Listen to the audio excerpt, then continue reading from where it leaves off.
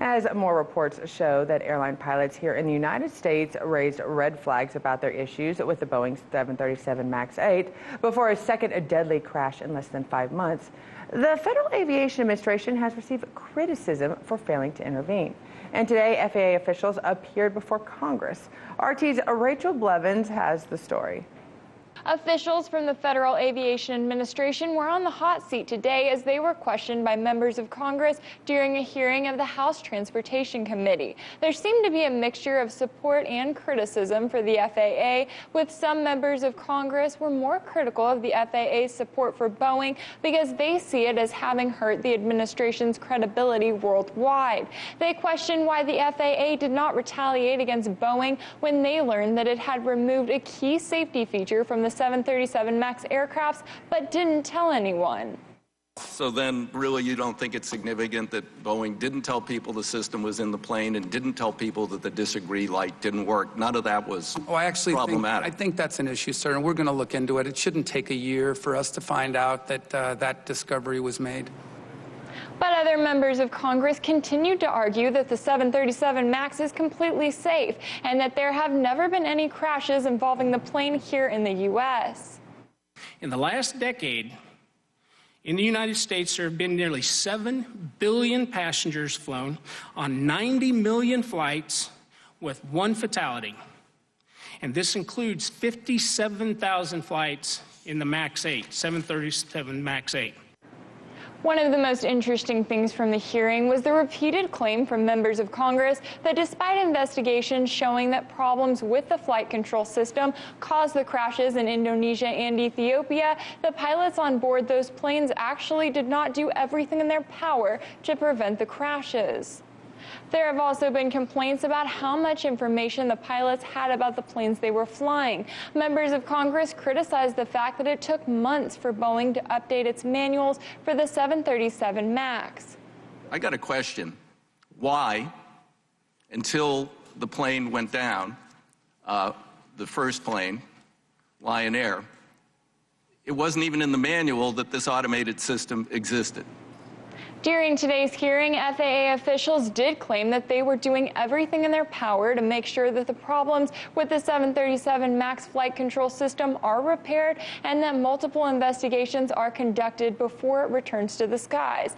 But passengers around the world now know that Boeing and the FAA waited until there were 2 deadly crashes, resulting in the deaths of 346 people before anything was done, when Boeing knew about problems with the flight control system before the first crash. So it remains to be seen how many people will sign up to fly on these planes, even if the FAA claims that they are safe. In Washington, Rachel Blevins, RT. For more on this, I bring in our resident aviation expert. Thank you so much for joining us, Jamie. You were the former Director of Government and Family Affairs at the National Transportation Safety Board. Jamie Finch, thanks for joining us. Thank you. Okay, so the Boeing 737 MAX flight control system. Right. Now we are hearing the audio, which reveals American Airlines pilots confronted several times Boeing about this problem that was existing before the crash. Right. So is one group more at fault than the other, or is it kind of all of the above that should be held accountable for this faulting? Between the FAA and Boeing? Yes. Well, there's equal blame to go around for everyone. The actual act by the company that was manufacturing this and designing it, the rush that they were going through to get this plane out there to beat the Airbus Neo, which they were trying to compete with. And they were, for lack of better terms, cutting corners. I mean, they were not doing as good a job as Boeing has always been and held itself up to. But come on, cutting corners. Cut corners in like the container that holds the peanuts, right, or maybe the refrigeration, not in safety standards.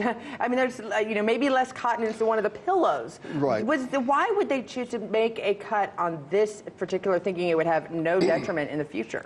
Well, there is the process of getting these things certified and recertified and so forth. It takes a long time. And I do not think that they thought that they had a problem when they were designing it. Right. I think that they've discovered this later on. I don't think they purposefully put out a product that they knew it was defective. Right. But they did know that there were some types of issues with this product because they were training people or telling pilots how to adjust to this situation should it arise in flight. And so I really do think that Boeing is at fault. Well, they have their own. They were rushing. This is a prime case of, and classic case of rushing and going too fast and not dotting all the I's and crossing all the T's.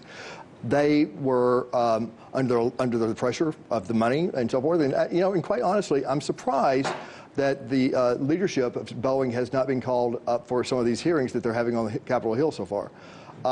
These decisions that were made to make this design the way it is, they didn't start on the shop floor. Well, ultimately, Boeing, they had 0 sales in April of new jets ordered. Correct. This is going to be interesting. Do you think they can recover from this on their part? And now, does the FAA have a credibility crisis now with these new tapes coming out? No. Well, let me start with the first question. Boeing, will they recover and can they make this up? Boeing is an excellent company. It has been an American iconic company for almost 100 years, or 400 years.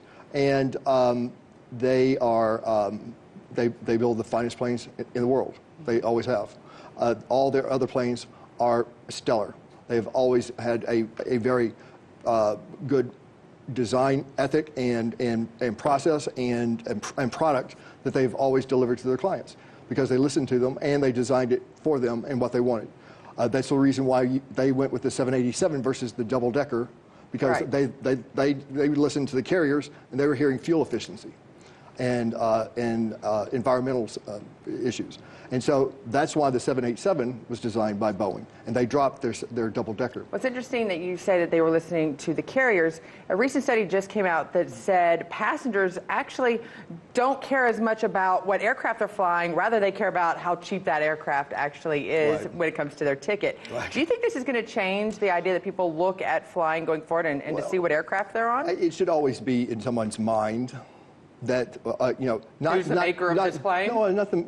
The maker of the plane. I have absolutely every faith in Boeing as a right. company. They have a very bad hiccup with this MAX plane, but the 737 has been the workhorse of the aviation fleet globally for the last 40 years. They've produced thousands and thousands of these right. planes, and they fly countless hours of flight and miles of flight every day, safely and soundly. People they leave home, they get home back safely. They are, it's a great company, but they've had a problem with this. They will recover from it.